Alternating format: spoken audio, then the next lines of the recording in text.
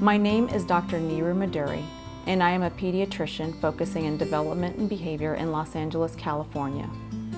Just 2 generations ago, children with Down syndrome and their families were beset with a multitude of medical and developmental challenges that made Down syndrome one of the most feared and misunderstood genetic abnormalities affecting children in societies all over the world.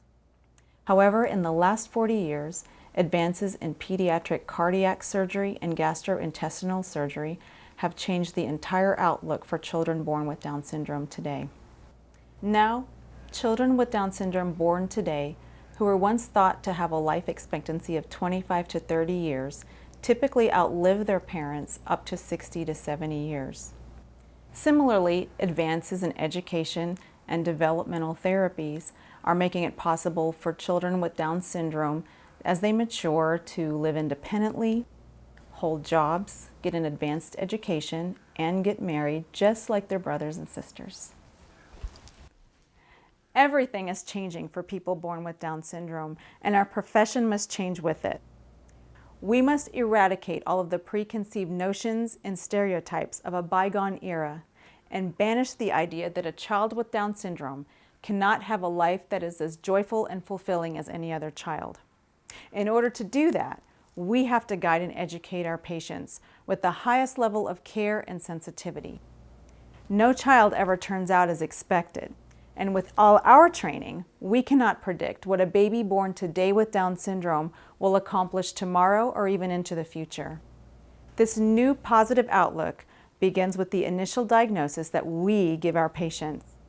Whether it is a prenatal diagnosis as a result of testing or a postnatal diagnosis after the baby is born, we must learn how to share the information we have about both the challenges and the opportunities that lie ahead with sensitivity and understanding. How do we accomplish this? It's really very simple. Let's take it step by step. There are 10 of them.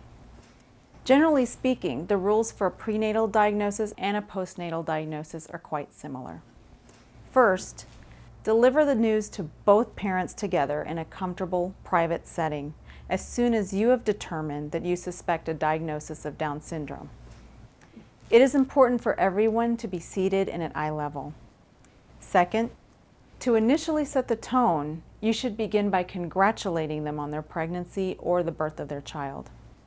Third, provide accurate and up-to-date information about the relative certainty of your diagnosis. Tell them the elements that go into the diagnosis of Down syndrome and why, in this case, you believe the diagnosis of Down syndrome is positive. Number 4, avoid using phrases like "I'm sorry" or "unfortunately" or "I'm afraid I have bad news." Instead, say, "Here is what we believe and here is what you need to know." Number 5, always use person-first language. This is not a Down syndrome baby. This is a baby with Down syndrome. Number 6, be aware that your diagnosis may trigger an emotional response from your patients. Make use of pauses and allow for periods of silence and time for tears. Number 7, this is a good opportunity for parents to ask any questions. I often like to say, "What questions do you have for me right now?" Number 8, when you feel the family is ready, you can share some information about the immediate medical and developmental features that may lie ahead. As you do so, it is important to continue to emphasize the advancements and resources that are available. Number 9, supply them with names and contact information of other parents of children with Down syndrome that they can talk to. Give them a complete list of services and support groups in their local Down syndrome community that they should reach out to. Finally, it is so helpful to assure parents that as time passes, they will inevitably create a loving bond with their child that they will discover overpowers all their present uncertainties and fears. I just remember on the day of our diagnosis, I kept thinking, why us? Why did we have this horrible life sentence of raising a child with special needs? I couldn't understand what we did wrong. Things have changed so much. Medical advances have been made.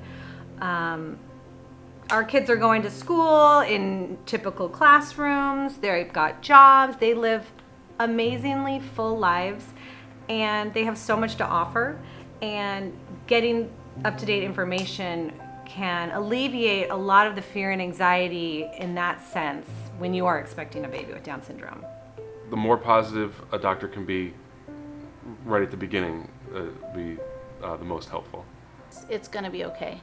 And even the days that it's not okay, it's okay that it's not okay.